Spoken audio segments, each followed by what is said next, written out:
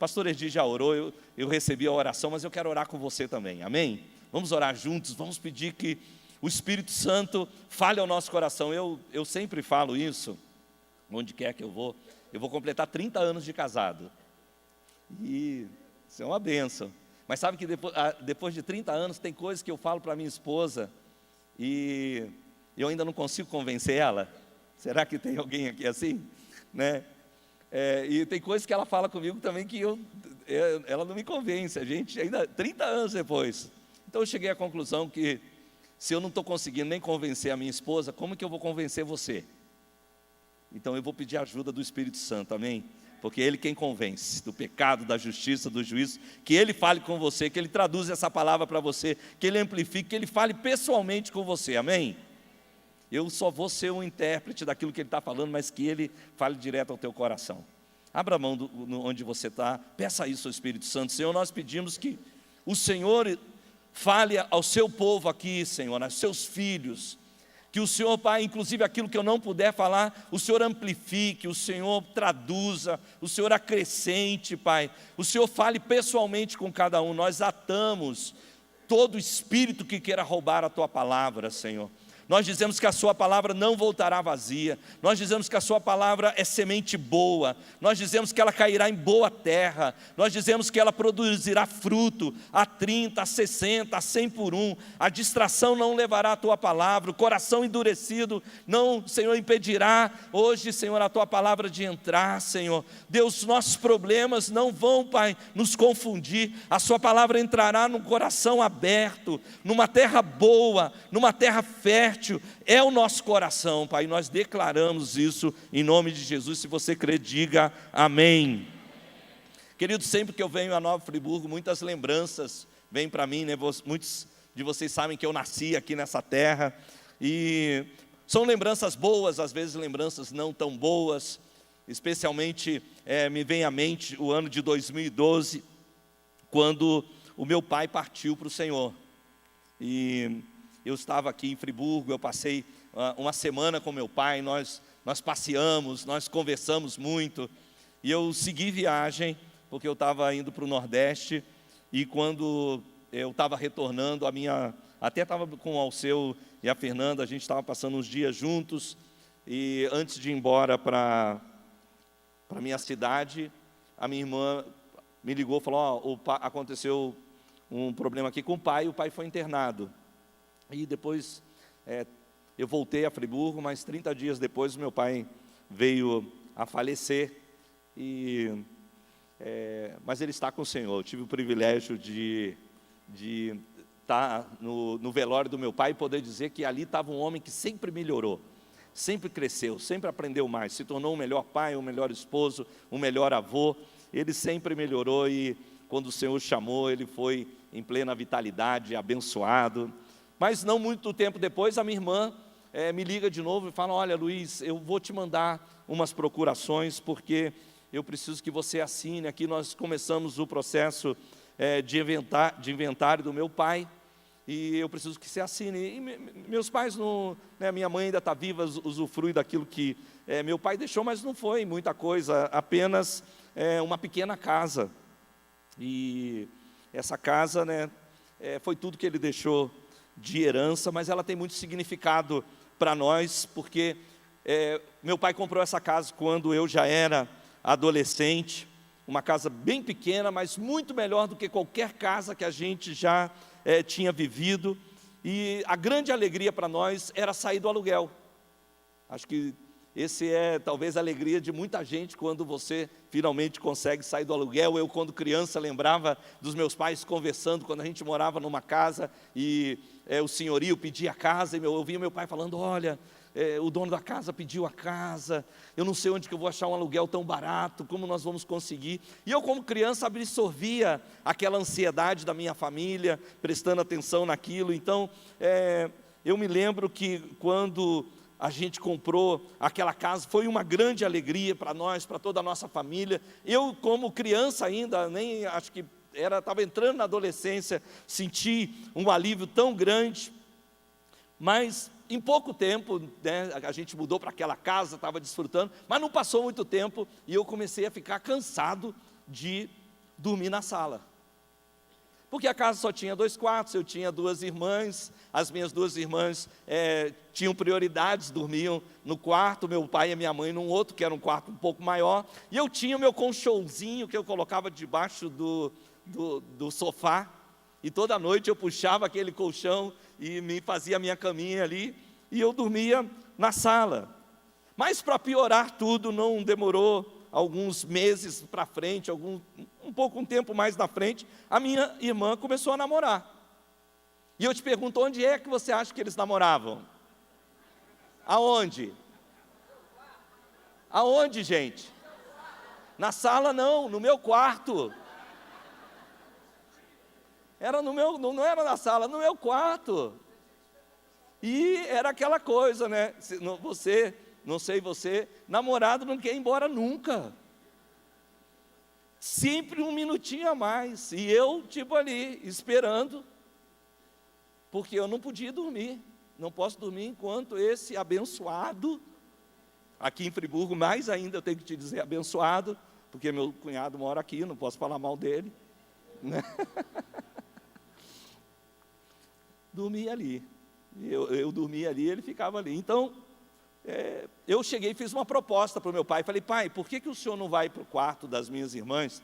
E esse seu quarto, que é bem maior, nós vamos dividir, fica um quarto para minhas irmãs e fica um quarto para mim. Meu pai falou, olha, beleza, tudo bem, desde que você trabalhe por ele.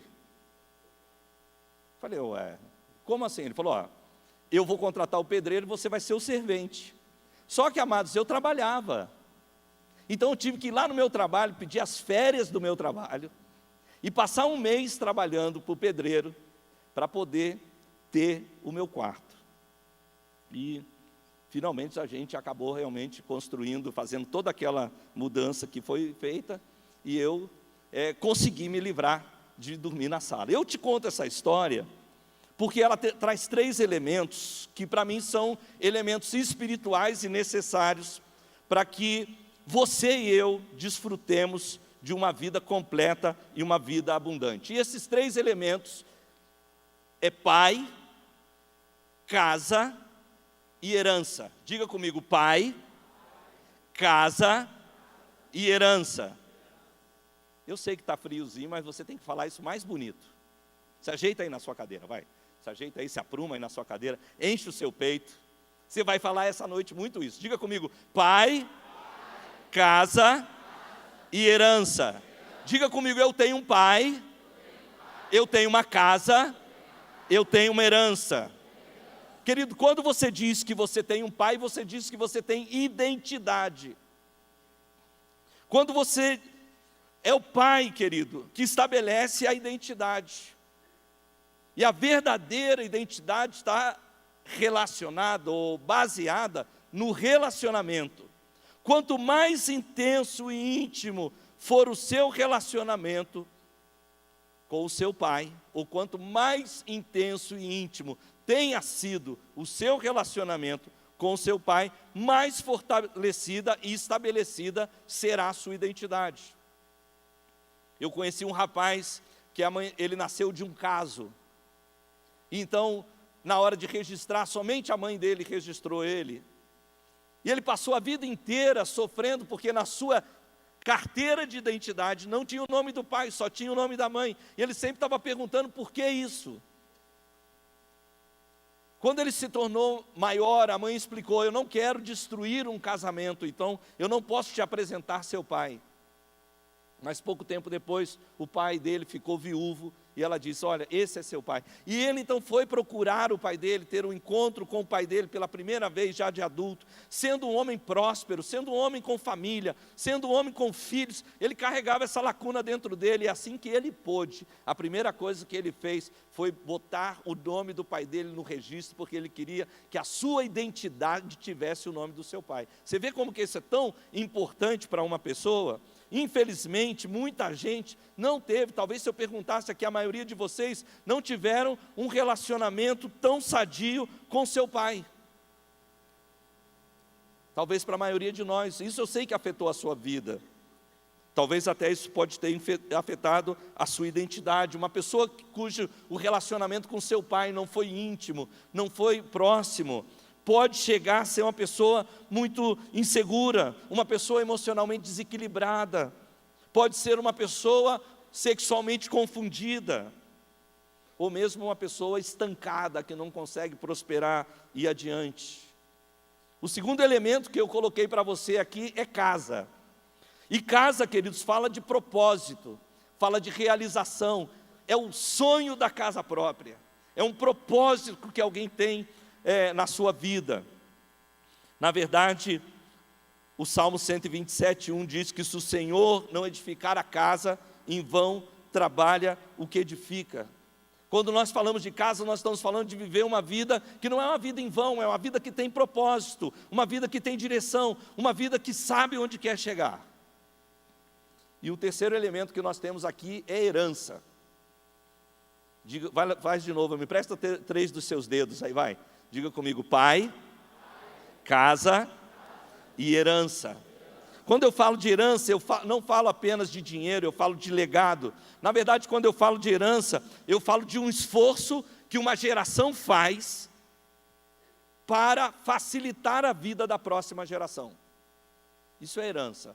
É o esforço que a geração atual faz para facilitar a vida da próxima geração. E é uma obrigação da próxima geração pegar essa herança e aumentar a herança que receberam, para entregar ainda uma herança mais abundante para a futura geração. Quantos aqui já viram aquele pai que se esforçou tanto, construiu um patrimônio e deixou para o filho, e o filho queimou tudo? Aí quando eu vejo a cara de vocês fazendo, por quê? Porque a pessoa não entendeu o propósito da herança. A herança que ele recebeu não era para ele queimar, é para ele desfrutar, mas entregar para a próxima geração uma herança maior ainda, honrando o trabalho das gerações anteriores. Mas quando nós falamos de legado, nós estamos falando de deixar uma marca para a próxima geração. Nós estamos falando de viver uma vida não apenas para si mesmo, mas viver uma vida onde você se adianta na corrida para entregar o bastão para a próxima geração com vantagem. Isso me faz lembrar muito do meu próprio pastor. O pastor Miguel, quando passou a igreja para mim, ele me entregou um bastão com vantagem, porque ele me entregou um templo que foi construído na fé que Deus tinha dado para ele. Ele me entregou um povo que ele tinha ganho para Jesus, ele me entregou recursos financeiros que a igreja tinha acumulado. Então eu comecei com vantagem. Eu já havia começado 5 anos atrás, sozinho, no Uruguai. E eu tendo as 2 experiências, eu sabia muito bem honrar essa segunda experiência. Na primeira experiência, quando eu precisei de um balde para limpar a igreja, eu falei: rapaz, antigamente o balde aparecia, agora eu vou ter que sair para comprar ele. Vou ter que comprar. Antes já tinha o cara que limpava, tinha a vassoura, eu nem precisava saber onde está. Agora sou eu que tenho que comprar o balde, sou eu que tenho que comprar o pano de chão, sou eu que tenho que comprar a vassoura e sou eu que tenho que limpar. Por outro lado, o homem que acumula uma herança sem um sucessor é um insensato. Olha o que diz, eu ainda não cheguei no meu texto base, eu já vou chegar com ele, mas olha o que diz Lucas, versículo 12, 20. Falando daquele homem que tinha feito uma grande colheita, construído celeiros, e ele encheu esses celeiros, e no momento ele falou: agora eu só vou desfrutar a minha vida. Agora eu me aposentei, e agora eu vou viver de renda, vou viver desses celeiros. E aí Lucas 20 diz assim: mas Deus lhe disse: insensato, essa noite pedirão a tua alma, e o que tens preparado para quem será? É muito interessante, porque se esse cara tivesse alguém para deixar, provavelmente o Senhor teria dito: olha, insensato, essa noite pedirão a tua alma, e vai ficar tudo para o teu filho. Mas o que aqui está dizendo assim: insensato, essa noite pedirão a tua alma, e você não tem ninguém para você deixar a herança que você construiu. A Bíblia chama de insensato aquele que não tem alguém para tomar posse da herança que foi construída, porque esse é o propósito da herança, abençoar as futuras gerações. Jesus contou uma história de um rapaz que aparentemente tinha tudo isso. Ele tinha pai, ele tinha casa e ele tinha herança, mas que na verdade não possuía nada. Lucas, agora sim, 15, se você pode ir comigo, Lucas 15, versículos 11 a 13, você conhece bem essa história, a parábola do filho pródigo.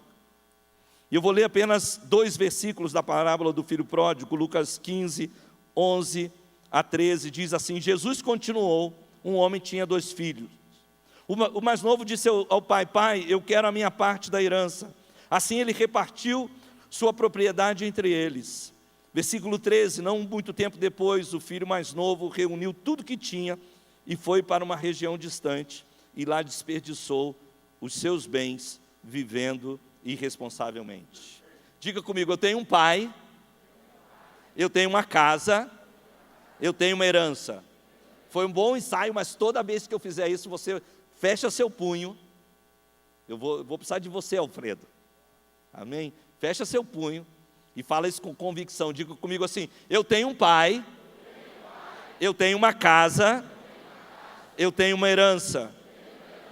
O que a parábola do filho pródigo nos ensina é que nós podemos estar na casa do pai, ser dono da herança e ainda não usufruir de absolutamente nada disso.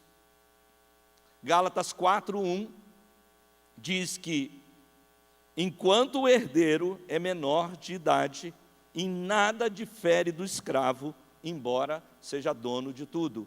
Enquanto o herdeiro é menor de idade, em nada difere do escravo, embora seja dono de tudo. É por isso que no nosso processo de crescimento, ao longo da nossa vida cristã, Deus nos conduz, às vezes Deus nos empurra para o amadurecimento. Por que Deus faz isso? Porque só isso nos levará a tomar posse legitimamente das bênçãos que Ele preparou para nós. A imaturidade nos separa da nossa herança. Agora, quando eu saí daqui de Nova Friburgo e fui para Curitiba, chegando lá, me designaram um discipulador, o Tony Wilkins, filho do pastor Tomás Wilkins. Um dia o Tony virou para mim e falou assim: Luiz, eu conto muito essa história, Luiz, eu quero que você leia esse livro, porque vai ajudar muito você. E eu, como um bom preguiçoso, sem vergonha, molecão, não li o livro. O Tony então chega para mim e fala: Luiz, e aí, você leu o livro? Eu falei: Tony, está muito complicado, eu estou com muita coisa para fazer, não deu para você ler o livro. Ele falou: tudo bem, Luiz, vou te dar mais uma semana. Passou uma semana, pergunta se eu li o livro. Li nada. Tony veio para mim e falou: Luiz, você leu o livro? Falei: pois é, Tony, olha, a coisa continua complicada, está muito difícil, eu não tive tempo para ler o livro. Ele falou: Luiz, fica tranquilo, eu vou te dar mais uma semana. Quando chegou lá para quinta-feira, eu já vi que eu não estava lendo nada. Eu falei assim: eu vou me adiantar dessa vez, eu não vou ser bobo, né? Eu vou lá falar para o Tony que eu não estou conseguindo ler o livro. E aí eu cheguei lá, falei: Tony, preciso falar com você. Ele falou: o que foi? Ele falou: olha, eu falei para ele: sabe o livro que você pediu para eu ler? Eu não estou conseguindo, não está dando tempo. Ele olhou para mim e falou assim: Luiz, quando eu era menino, eu pensava como menino, sentia como menino, agia como menino. Quando eu cheguei a ser homem, eu deixei as coisas próprias de menino, virou as costas e foi embora. Eu fiquei igual você, estava aí. Não deu tempo nem de abrir a boca e falar nada. Ele foi embora. Eu falei: meu Deus, eu falei: esse cara está me chamando de moleque. E eu não sou moleque, não, eu não vou deixar esse cara me chamar de moleque. Eu fui para casa, peguei o livro, eu tinha só agora quinta, sexta e sábado para ler o livro. Eu comecei a ler o livro, e eu me lembro, irmãos, que era domingo, meia-noite, faltava, os ponteirinhos estavam chegando no meia-noite, eu estava na última página, falei: não pode passar da meia-noite, não pode passar da meia-noite. pum, virei a última página, pum, o ponteiro virou meia-noite. Falei, eu sou homem, eu não sou moleque. Diga comigo, eu tenho um pai, eu tenho uma casa, eu tenho uma herança. Queridos, nós temos um pai, nós temos uma casa, nós temos uma herança. E a primeira coisa que o filho pródigo fez foi destruir a herança. Isso porque a sua maneira de ver a herança era uma maneira equivocada. Provérbios 13, 22 diz que o homem de bem deixa uma herança dos filhos de seus filhos, ou uma herança aos filhos de seus filhos, e diz que a riqueza do pecador, porém, é reservada para o justo. A visão do filho pródigo se resumia só nele. O imediatismo tomou conta do coração egoísta do filho pródigo e desviou ele do sentido de continuar construindo algo para as futuras gerações. Só interessava para o filho pródigo aquela pergunta: o que é que eu ganho com isso? E queridos, nós precisamos resistir a esse espírito, porque nós estamos construindo algo para as futuras gerações. Quando eu conheci essa igreja, ela se reunia ali na Avenida Júlio Zarpe, numa casinha, e eu ia para lá para cantar com vocês e participar dos louvores, embora não fosse da comunidade. Eu me lembro que o Paulinho, que dirigia o louvor, ele conectava o violão num aparelho 3-in-1 da Sony. Alguém aqui sabe o que é um 3-in-1 da Sony? Levanta a mão se você sabe o que é um 3-in-1 da Sony. Você é velho. Você é velho, porque se você não sabe, você é nova geração. Quem não sabe, vai lá no YouTube e você vai ver, vai lá no Google agora, você vai ver um 3-in-1. Agora, irmãos, você chega aqui e você desfruta disso aqui, ó. Você desfruta desse louvor, desses equipamentos. Você traz teu filho aqui e ele vai para uma escola dominical top. Isso daqui é fruto de pessoas que construíram uma herança e você está desfrutando dela. E o seu trabalho é aumentar essa herança para a próxima geração. Esse é o seu trabalho. Você não pode se tornar como o filho pródigo e não entender o propósito da herança, se você só estiver perguntando: o que é que eu ganho com isso? Como eu posso desfrutar disso? Você está perdendo o propósito da herança. Nós precisamos resistir a esse espírito, sabe por quê? Pessoas que se entregaram a esse espírito, elas se tornaram descontentes, elas se tornaram críticas. Eu não gosto disso aqui, eu não gosto desse louvor. Vai lá cantar com 3-in-1. Eu não gosto dessa cadeira, eu não gosto da escola dominical. Vai lá, irmão. Vai lá quando a gente tinha que pegar o balde, o pano e a vassoura e limpar a gente mesmo. Essas pessoas, elas se sentem lesadas, esquecidas, colocadas de lado. Elas sentem perdendo algo que elas deveriam estar desfrutando agora mesmo. Mas no final elas se tornam impacientes. E aí elas perguntam: o que é que eu ganho com isso? E às vezes, irmãos, a resposta que você vai ter é: você não ganha nada com isso. Quem ganha é a próxima geração, são seus filhos, seus netos, porque eles vão ter uma igreja mais forte, porque você participou para a construção disso. Isso me faz lembrar a mãe do pastor Miguel, meu pastor. A mãe do pastor Miguel, lá nos Estados Unidos, ela entregou um filho para o mundo, ela entregou um filho para as missões. A primeira vez que ela viu o seu filho, depois que ela enviou ele para o Brasil, passaram-se 8 anos, e ele já chegou com vários netos, que ela nem conhecia. Mas todos os meses, o pastor Miguel ficava esperando a carta da sua mãe, não só porque ele queria saber notícias da sua mãe, mas é porque ela reunia, ia de casa em casa, amigos em amigos, pegando $10, $20, e ela colocava isso dentro de uma cartinha, e mandava o dinheiro que sustentava o filho dela aqui no Brasil. ninguém sabe o nome dela, ninguém sabe quem ela é, mas essa mulher será lembrada no céu pelas almas que foram salvas, batizadas no Espírito Santo, transformado aqui nessa nação. O que ela ganhou com isso? Nada, ela perdeu um filho. Mas ela enriqueceu as gerações do Brasil, talvez a minha, a sua vida, que fomos tocados por esse homem de Deus. Diga comigo, eu tenho um pai, eu tenho uma casa, eu tenho uma herança. Diga comigo, eu tenho identidade, eu tenho propósito, eu tenho um legado para deixar para as próximas gerações. Foi grande essa frase para você repetir, né? Diga, eu tenho um legado para deixar para a próxima geração. A segunda coisa que o filho pródigo fez, então lembre que a primeira coisa que ele fez foi queimar a herança. Você lembra que ele diz, pai, me dá a herança, mas ele gastou isso com meretrizes, com prostitutas, com coisas dissolutas. Ele não entendeu o propósito da herança. A herança não era para ele, é para ele aumentar essa herança e entregar para as próximas gerações. Mas ele torrou a herança. A segunda coisa que o filho pródigo fez foi romper com a casa. Agora vamos conversar aqui.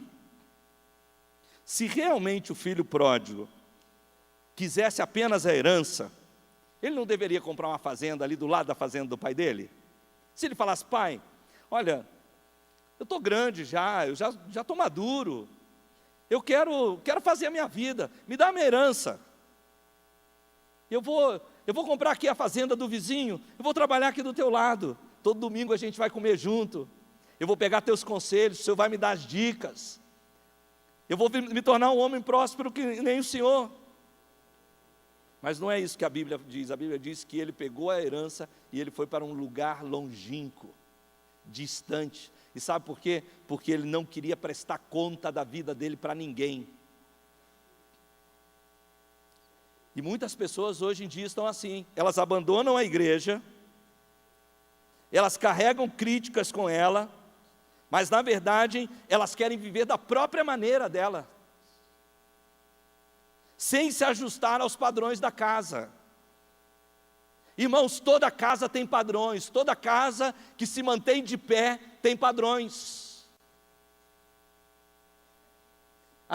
O filho pródigo não foi embora porque ele só queria a herança. Ele foi embora porque ele não aceitou os padrões da casa dele. Ali, ele não podia fazer o que ele queria. Ele não podia dormir com meretriz. Ele não podia gastar dinheiro com bebida. Ele não podia fazer coisas que não convêm para uma casa. E é por isso que ele foi embora. Foi embora para um lugar muito longe. E muita gente hoje em dia está fazendo isso, infelizmente. Deixando a sua casa, mas não é porque não gostam da casa, é porque não querem ajustar a sua vida aos padrões da casa, porque não querem prestar contas da sua vida para ninguém. Por outro lado, existem muitos cristãos hoje em dia que estão na casa, mas sem se identificar com a casa, sem fazer parte do processo de construção da casa. Agora deixa eu te dizer, se nós deixarmos de nos identificar com uma casa, se nós pararmos de dizer, essa é a nossa casa, essa é a minha casa, nós vamos perder o interesse por ela. E Deus nos chamou para edificar uma casa, sua igreja. Ele nos plantou para edificá-la, Ele nos plantou para trabalhar por ela, Ele nos plantou para nos alegrar por ela, por sonhar por essa casa. E lembra, eu te disse que casa fala de propósito. Se você não se sentir parte da casa, isso te roubará o senso de propósito. Então você precisa discernir isso. O inimigo faz tudo para fazer com que você perca o amor pela casa, porque isso vai roubar de você o seu senso de propósito.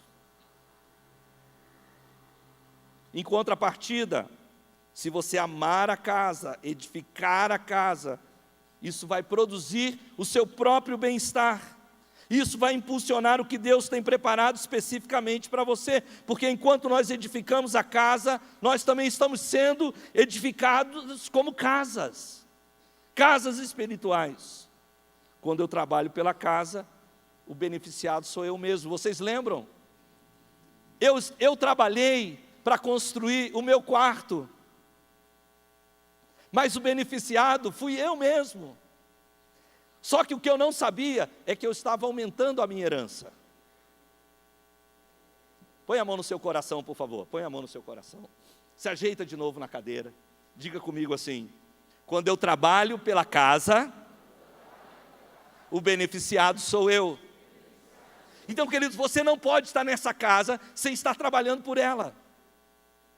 Você tem que estar nessa casa. Que lindo quando hoje o Alfredo falou que as mulheres estavam na cantina, que os irmãos estavam ajudando, que os jovens, que todos estavam trabalhando, porque quando nós trabalhamos pela casa, nós edificamos a casa, e o beneficiado somos nós mesmos. Quando nós trabalhamos lá no Ministério de Crianças, somos nós os abençoados, porque um dia nossos filhos vão estar lá também e serão abençoados por outras pessoas. A terceira coisa que o filho pródigo fez, preste atenção. Vai lá, me empreste de novo os seus 3 dedos aqui, que eu vou precisar te ajudar nisso. Diga comigo assim: eu tenho um pai, eu tenho uma casa, eu tenho uma herança. Ó, você está percebendo que a primeira coisa que o filho pródigo fez foi destruir a herança. A segunda coisa que ele fez, rompeu com a casa. Está me entendendo isso? Estamos juntos? Estamos vindo de trás para frente. Eu disse para você: eu tenho um pai, eu tenho uma casa, eu tenho uma herança. O filho pródigo queimou a herança, rompeu com a casa, mas o que ele não sabia é que, ao fazer isso, de fato, ele estava rompendo com... Eu conheço muita gente que diz assim: não, eu saí da igreja, mas eu estou bem com Deus. Alguém conhece alguém assim?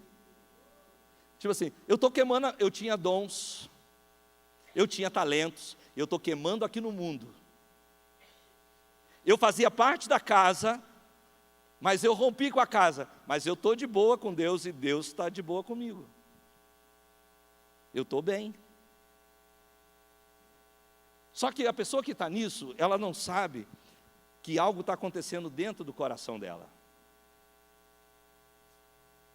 É verdade, o pai ainda amava o filho, inclusive estava esperando por ele, porque o amor de Deus não muda para conosco por causa do nosso comportamento. O amor de Deus não está baseado no nosso comportamento. O problema não é Deus, porque Deus não muda. O problema é você, sou eu, porque nós mudamos. Qual era o coração do filho pródigo? Eu vou voltar para a casa do meu pai, e eu vou dizer para ele: me trata como eu me sinto, pelo menos como um dos seus trabalhadores. Me trata como eu lá dentro me sinto. Eu já não sinto mais que eu sou filho, eu já não sinto que eu tenho direito à herança, eu já não sinto que eu sou amado, eu já não sinto que eu sou querido. Pelo menos me trata como um dos teus escravos. Você viu aonde a imaturidade leva a gente? Quando o filho é menor de idade, quando ele é imaturo, embora ele seja dono de tudo, ele não é melhor do que o escravo. O filho pródigo voltou lá atrás. E eu quero dizer algo ainda mais forte para você. Às vezes as pessoas vão para o mundo, se afastam de Deus, e elas pensam assim: não, quando eu voltar, eu sei pela parábola do filho pródigo que o pai vai estar me esperando. Isso é verdade, mas elas não prestam atenção na conversa que o pai teve com o filho mais velho. O filho mais velho, você sabe que eu não vou entrar na história dele, mas ele vem dizer: pai, você está fazendo isso pelo seu filho? E o pai fala assim, tem uma frase muito especial, ele fala assim: filho, tudo que eu tenho é teu. Isso é verdade, sabe por quê? Porque o pai tinha uma quantidade de recursos que ele dividiu entre 2 filhos. Então o pai agora já não vivia mais na propriedade dele, ele vivia na propriedade do filho.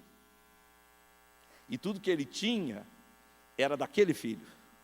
Isso quer dizer que o filho pródigo queimou a herança, voltou para casa, mas ele já não tinha tudo o que ele tinha antes quando ele saiu. Isso é uma advertência muito importante para a gente. vamos ter que viver na misericórdia da herança dos irmãos, que nos acolheram de novo, nos amaram de novo, mas nós perdemos algo nesse caminho. Isso é muito importante. Não é o meu assunto, mas eu senti de falar isso para vocês.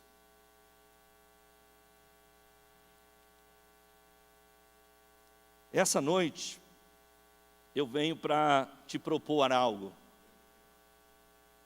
E eu gostaria que essa proposta encontrasse lugar no seu coração. Eu gostaria que eu e você sempre tomássemos o caminho inverso do filho pródigo. Lembra disso? O filho pródigo queimou a herança por não entender o verdadeiro propósito da herança. A herança não é para eu queimar ela, a herança é para eu desfrutá-la, mas aumentá-la para a próxima geração.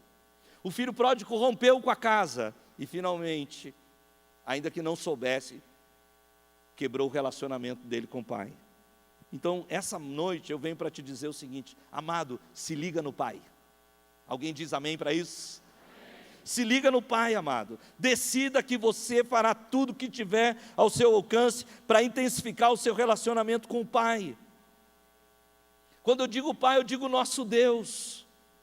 Nós somos chamados a lutar por nosso relacionamento com Deus. Nós somos chamados a nos tornar mais íntimos com Ele. Às vezes, as nossas incoerências, os nossos pecados tendem a nos afastar do nosso Deus. Tendem a tirar Deus do centro desse relacionamento. E é por isso que tantas vezes quando você vem aqui na igreja, você ouve os pastores falarem assim: não abandone a oração, não se afaste da palavra, não deixe de congregar. Porque essas coisas nos aproximam do Pai. Então eu quero te dizer, toma o caminho contrário. Intensifica a sua vida de oração, intensifica a sua vida na palavra. Toda vez que você puder estar na casa do Senhor, se congregue lá no seu grupo familiar, na sua célula, onde quer que você esteja, não deixe de estar. Nós não fazemos isso para que Ele nos ame mais, nós fazemos isso para nos tornar mais sensíveis a Ele, para nos aproximarmos dEle e para nos tornarmos mais íntimos. Você pode tomar uma decisão essa noite, você vai decidir que você vai acessar todos os recursos que Deus disponha para completar em você a paternidade que faltou na sua vida. Sabe que nessa casa aqui tem homens e mulheres de Deus que podem suprir tudo que faltou do seu pai e da sua mãe. Deus pode colocar, a Bíblia diz que Deus coloca o solitário em família. Deus nos dá outros pais, nos dá outras mães. Ele pode nos suprir aquilo que os nossos pais nos deixaram. Você lembra que quando perguntaram a Jesus, Ele falou: quem é meu pai, quem é minha mãe? E Ele mostrou todos os irmãos. Decida isso no seu coração. Jesus nos ensinou que existe uma família que é mais poderosa do que a família de sangue. Porque os nossos irmãos podem mudar para longe, nossos pais podem falecer, mas a família de Deus permanece todo o tempo. Deus pôs gente incrível, com uma capacidade incrível ao nosso lado, para nos abençoarem, para nos fortalecerem. É por isso que nós precisamos, nessa caminhada de nos ligar com Deus, saber da importância da igreja. Isso nos leva à segunda coisa. Já que você está nessa caminhada de se ligar com o Pai, então se identifique com a casa. Põe a mão no seu coração e diga assim: eu me ligarei ao Pai, eu me identificarei com a casa. Queridos, eu te animo que você ame essa casa, que você ore por essa casa todos os dias, que você sirva e trabalhe por essa casa, para que o Senhor edifique essa casa, porque na casa do Senhor há abundância de alegria. O Senhor te chamou para isso. Eu quero te animar a você se envolver, a você participar, a você não desprezar a casa.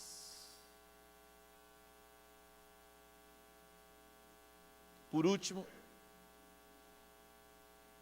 eu quero dizer, receba a herança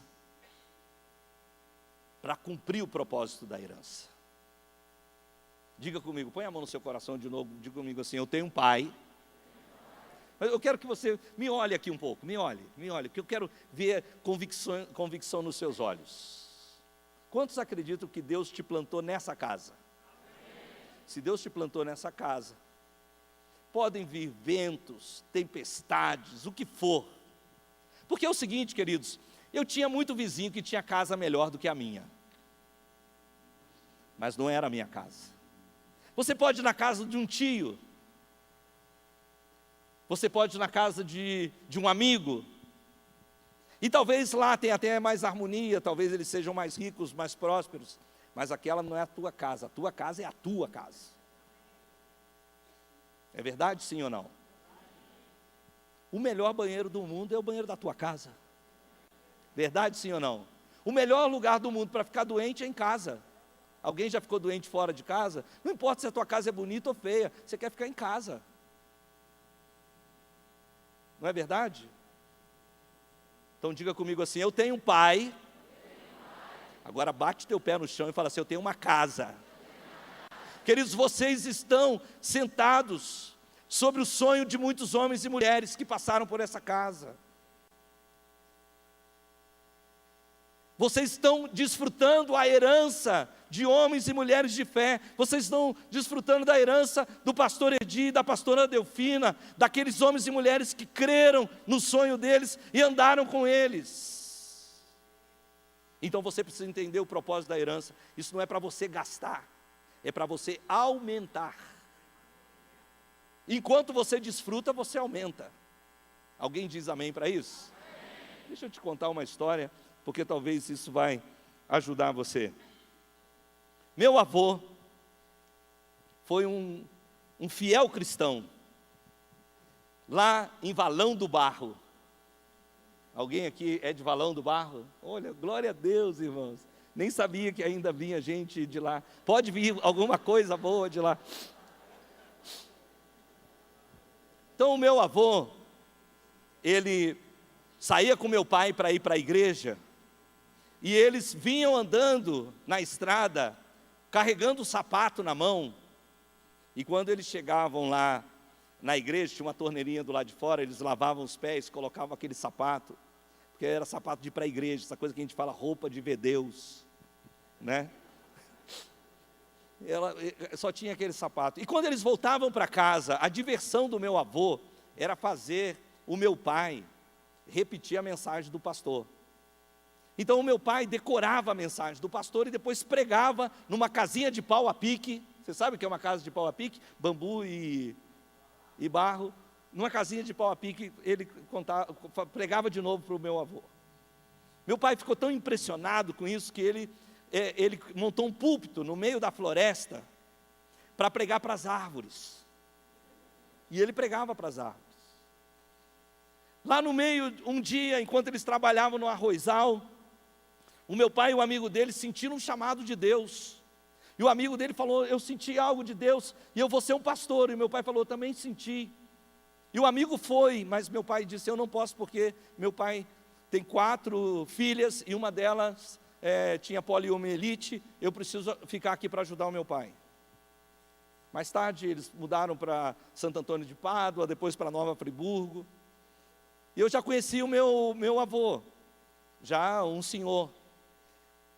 O meu avô saía daqui de Olaria para ir lá para o Paissandu, para a igreja metodista, ele ficava na porta, antes da porta da igreja abrir. Eu tive o privilégio de cantar com ele no coral. E um dia eu falei, vô, a pasta está de cabeça para baixo. Ele falou, o que interessa, eu não sei ler.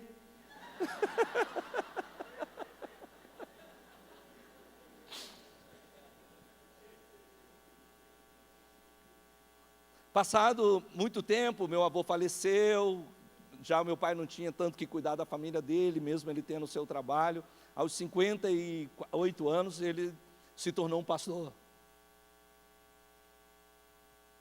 Quando eu tinha 23 anos, eu me casei E antes, ao completar 24 anos, eu me mudei para Curitiba para fazer um instituto bíblico.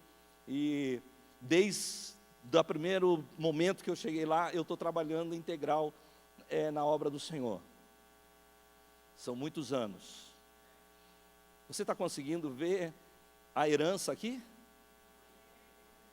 Começou com a fidelidade de um homem, passou para um outro homem, para uma outra pessoa.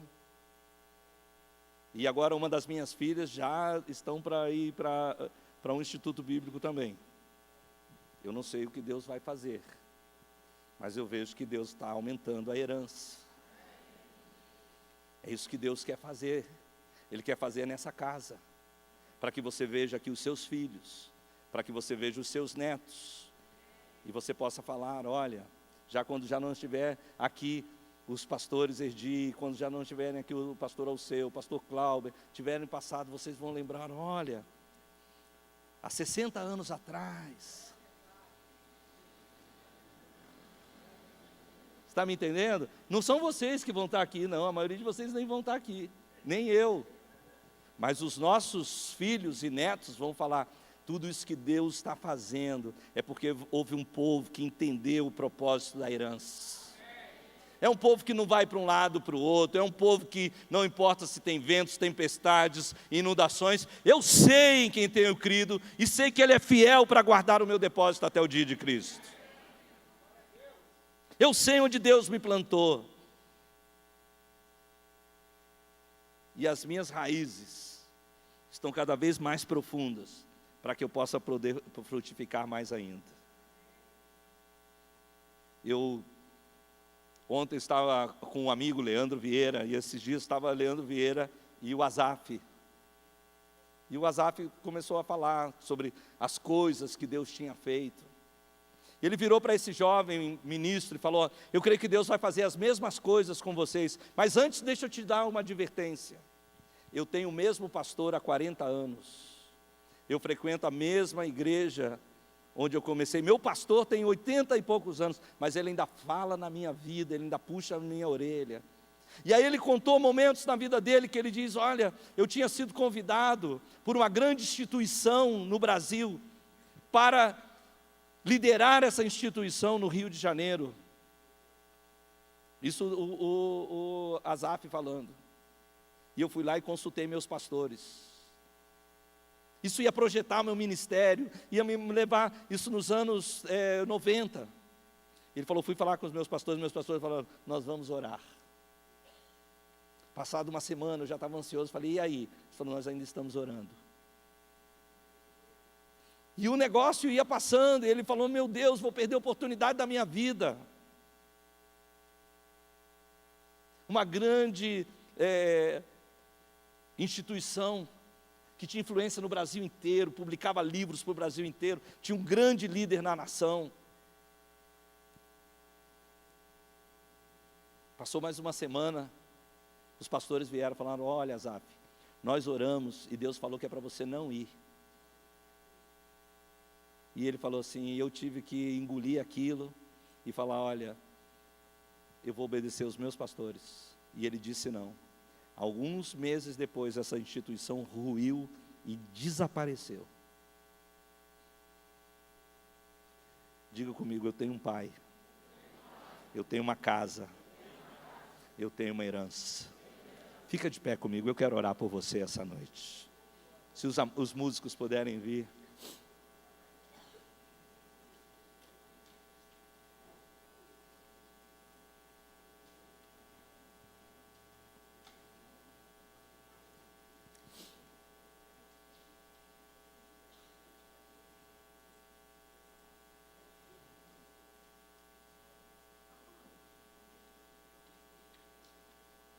Deus falou ao seu coração? Deus está falando algo ao seu coração?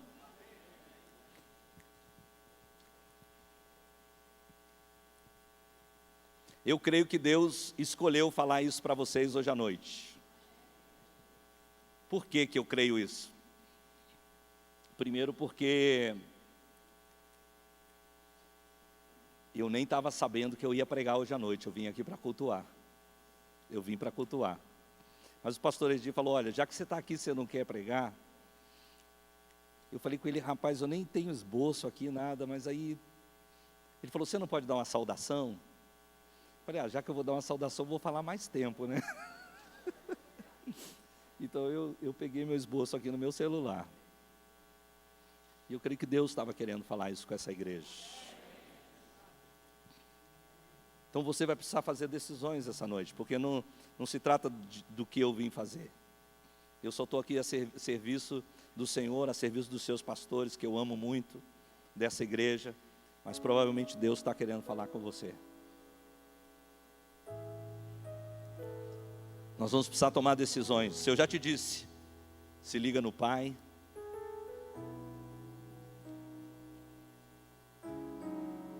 Não rompe com a casa. Não rompe com o lugar que Deus te plantou. Trabalha pela herança. Feche seus olhos, feche seus olhos. Você precisa decidir essa noite que você deixará uma herança para as futuras gerações. Você precisa decidir essa noite que uma igreja mais forte será entregue para a próxima geração.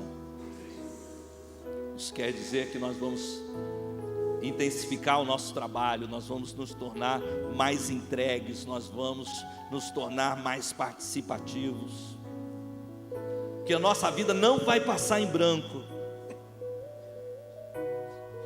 Ao contrário, você vai produzir as riquezas e os recursos do reino em abundância para a próxima geração de cristãos dessa casa, para que eles usufruam muito mais do que você está desfrutando agora. Amém? Entendeu isso? Quantos, olhe para mim um pouquinho, quantos acham que está tão confortável aqui? É bom essa igreja, né? Não é uma igreja muito legal, não é uma igreja muito legal? O que você acha da próxima geração ter muito mais do que vocês têm? Muito mais, poder desfrutar muito mais. Mas não apenas isso. Quantas curas já aconteceram nesse lugar, quanta salvação já aconteceu nesse lugar, quantos milagres já aconteceram, quantos casamentos foram restaurados, quantas vidas abandonaram os vícios, as drogas, quantas famílias. Que a próxima geração veja isso muito mais ainda. Esse será que não era o desejo de Jesus quando ele disse assim: vocês farão obras muito maiores do que as minhas, porque eu vou para o Pai? Imagina, isso é o que nós vamos comunicar para a próxima geração. Olha, nós não vamos ficar aqui não, hein? Nós vamos para o Pai, mas vocês vão fazer obras muito maiores do que aquelas que nós estamos fazendo. Nós vamos ver muito mais de Deus ainda, porque o melhor de Deus ainda está por vir. Deus fará coisas maiores, coisas muito mais impressionantes. Eu me lembro, é bom estar em Nova Friburgo, porque eu posso contar histórias e vocês sabem do que eu estou falando. Eu me lembro, quando eu era um adolescente, junto aqui com o pastor Alceu, a gente ficava esperando um ano para sair o LP dos Vencedores por Cristo. Quem aqui sabe o que é isso? Você sabe o que é? Você é velho demais. Você é velho demais. A gente ficava, porque não tinha música evangélica, a gente ficava esperando sair aquele LP, aí a gente ia correndo, quem tinha dinheiro, porque era todo mundo duro, ia correndo na única livraria evangélica da cidade, e aí a gente comprava aquele LP, aí nós íamos, eu me lembro, íamos todo mundo para a casa do Alceu ali, colocava aquilo num toca-disco, os jovens ficavam ali ouvindo, aí quando surgiram aqueles gravadores, a gente começou a fazer pirataria santa, a gente copiava as fitas, porque não chegava nunca, irmão, era a única maneira de ouvir, a gente copiava, passava um para o outro a música. Hoje em dia você não precisa nem ir em livraria evangélica, você vai no Spotify, você ouve o que você quiser, mas você ouve o que você quiser, porque aqueles irmãos ousaram fazer o LP do Elo, do Vencedores por Cristo, do Koinonia. Eles ousaram a plantar numa terra árida, seca. Hoje, se você quiser ouvir, não sei nem como isso é possível, mas até funk evangélico você pode ouvir, não sei nem como é possível isso, mas tem. Você pode ouvir o que você quiser. Pode ouvir o que você quiser, porque alguém aumentou a herança. Você está me entendendo? Aquilo que Deus colocou no seu coração pode parecer pequeno hoje, mas não despreze o dia dos pequenos começos, porque é Deus quem faz as coisas aumentarem. Então, não guarda o que Deus colocou em você. Quando você deixa de usar os dons que estão na sua vida, você está desperdiçando a herança que Deus te deu. Quando você deixa de usar os talentos que Deus colocou, você talvez não está como filho pródigo, torrando a herança, mas você está botando num lenço e enterrando a herança. E aí você pensa assim, não, é que não precisam de mim mais. Só que você está roubando isso das próximas gerações. Você está deixando de abençoar as próximas gerações. Tudo bem, eu entendo, tem coisa que, tipo, quando eu fui para o Uruguai, começar a igreja lá, não tinha ninguém, eu tocava violão, irmão. Isso é a maior desgraça que você puder pensar na vida, mas Deus usou. É lógico que quando apareceu alguém que tocava violão, eu entreguei, não é que eu vou ficar... Eu fui para outros dons que eu tenho que são melhores, mais eficazes. Não é que você tem que ficar a vida inteira fazendo, mas você não pode parar, porque você está trabalhando por uma herança. Eu poderia fazer um apelo aqui, chamar você aqui adiante, e capaz que a metade vinha aqui, mas não é isso que nós vamos fazer. Eu quero que você... Nós somos uma família, nós somos um povo, nós estamos trabalhando para a edificação da nossa casa. Enquanto trabalhamos pela edificação dessa casa, nós mesmos estamos sendo edificados como pedra viva para a morada do Espírito Santo. Então eu quero que você levante a mão desse irmão, dessa irmã que está do seu lado, ore por ela agora, abençoe a vida dessa pessoa. Enquanto isso eu vou orar por você também, te abençoar. Senhor, eu oro por essa casa, eu oro por esses irmãos que você plantou nessa casa, não apenas aqui, lá em Conselheiro Paulino, Senhor, lá em Campo do Coelho, em outros lugares que eles irão e chegarão, Pai. Senhor, eu oro que o Senhor coloque neles um coração, Pai, para cada dia mais se ligar no Pai, conhecer o Pai, andar com o Pai, servir ao Pai, um coração puro, que a palavra cresça neles, que a oração cresça no meio deles, que o serviço se espalhe no meio dessa casa. Eu oro que eles trabalhem para edificar essa casa. O Senhor os plantou e o Senhor também há de fortificá-los. Senhor, o Senhor os plantou e o Senhor fará com que eles frutifiquem, Senhor. Deus, abençoa-os para que entendam que enquanto trabalham pela casa, estão ampliando a herança, aumentando a herança. Eu oro, Senhor, para que eles tenham sentido e propósito. Eu oro para que eles entendam a herança e o legado, para que eles possam trabalhar e aumentar esse legado. Deixa Deus colocar essa noite uma visão na tua mente. Feche seus olhos, deixa o Senhor colocar essa visão que eu quero te emprestar. Você está correndo uma corrida de revezamento. Na sua mão há um bastão, e você já vê o próximo corredor à frente. Então você agora pega mais gás, mais força, e você corre com mais força ainda, porque você quer entregar o bastão com vantagem, você quer entregar uma herança maior, você quer abençoá-los para que eles corram ainda mais. Que o Senhor faça isso no meio de vocês, nessa casa, nessa igreja, com esses pastores, esses ministros, esses homens e mulheres de Deus, jovens, adolescentes e crianças. Que a mão do Senhor esteja sobre vocês e a graça do Senhor seja derramada abundantemente, em nome de Jesus. Se você crê nisso, dê um aplauso ao Senhor, dê glória a Deus, adore aquele que vive.